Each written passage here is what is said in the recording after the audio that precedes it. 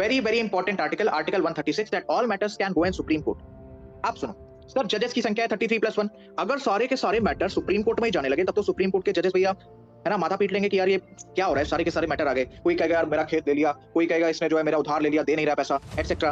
कोई दो लोग मार कर लिए, पहुंच गए सुप्रीम कोर्ट, है ना, ऐसा भी हो सकता है यार। तो अब ध्यान से सुनो आर्टिकल 136 में क्या प्रोविजंस हैं कि all matters can go in supreme court. बात सही है, बट आपको सेटिस्फाई करना पड़ेगा सुप्रीम कोर्ट को कि आपका जो मैटर है वो सुप्रीम कोर्ट में सुने जाने लायक है। Again, all matters can go in supreme court, but आपको सेटिस्फाई करना पड़ेगा कि आपका जो मैटर है वो सुप्रीम कोर्ट में सुने जाने लायक है।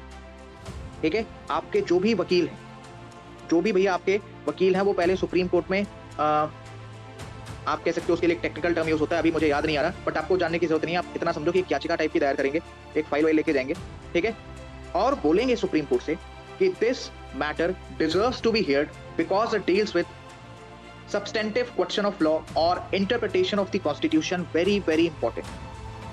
आपके वकील भैया कागज वगैरह लेके जाएंगे सुप्रीम कोर्ट में और वहां पे रिक्वेस्ट करेंगे आपके साइड से, आपकी बातों को रखेंगे कि दिस मैटर, इस बंदे का केस यहाँ पर सुना जाना चाहिए because it deals with substantive question of law. ये कानून को क्वेश्चन करता है, उसके ऊपर एक आप कह सकते हो क्वेश्चन मार्क लगाता है, या फिर कॉन्स्टिट्यूशन की इंटरप्रिटेशन करता है।